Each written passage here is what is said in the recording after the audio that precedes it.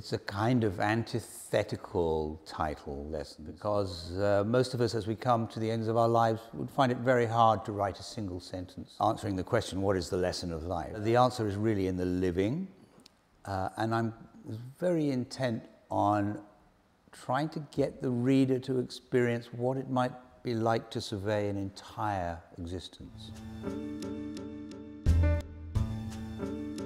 And Roland Baines, we catch him really from the earliest age, maybe 8 to his early 70s. His course through his existence is really steering through a number of crises, starting with a too early sexual experience, right through to a disappearing wife, and a rather meandering existence that finally ends in a degree of happiness. But along the way, it's interpenetrated by large international events that for all of us, whether we watch them closely or not, penetrate our private existence. So the lesson of Roland's life is that many problems cannot be solved, and they just have to become part of the luggage you carry through your existence. This is the story of a man acquiring a lot of luggage.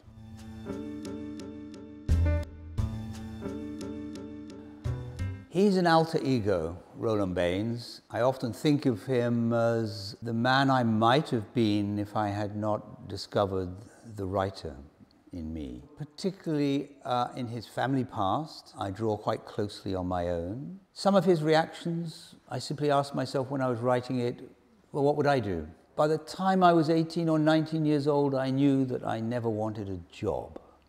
I didn't know what I did want, but I knew what I did not want. I did not want to work in an office. I did not want to be in a pension scheme. I guess I was caught up in the spirit of the time, the late 60s. Very fortunate for me, I began to write and I began to get some good responses, and a life of writing opened up before me.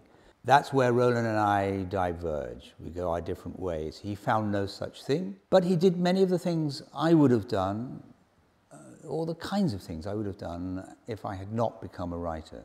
He lives on the edge. He teaches a bit of tennis in the local courts, either to children or very old people. He submits a few poems to some magazines as a young man. It doesn't go anywhere very far. He works on building sites. He just works to earn enough money to go traveling while he's still in his 20s. He is a sort of parallel existence to mine.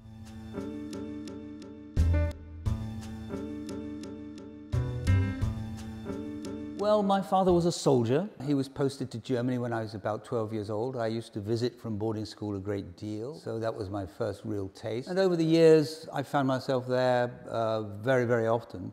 But crucially, and I think one of the turning points of my own political consciousness, two related events. One was writing a novel set in Berlin in the Cold War. And then, obviously, in 1989, I was there at the fall of the wall, a few days. Crazy, wonderful time. Beginnings of enormous political optimism. Russia might become a liberal democracy, that we liberate Central Europe from the grip of Soviet imperialism. It was a crucial time. And I suppose a third element was really just to write against a very strong strain of persisting anti-German feeling that was very evident not only in our football matches with Germany, but in our time of Brexit. There's a big part of the populist right-wing press that is still at war with Germany. It's a mindset that has not gone away.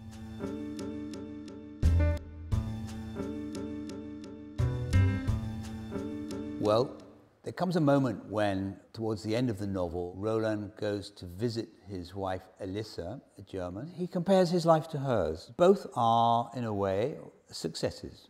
Roland, after a long, diversionary journey through life, at least has some warm family. He's a passionate reader, he's mentally alert, but he has not left any mark. Elissa, on the other hand, will leave behind a body of literature that will always be significant. Whose life is better?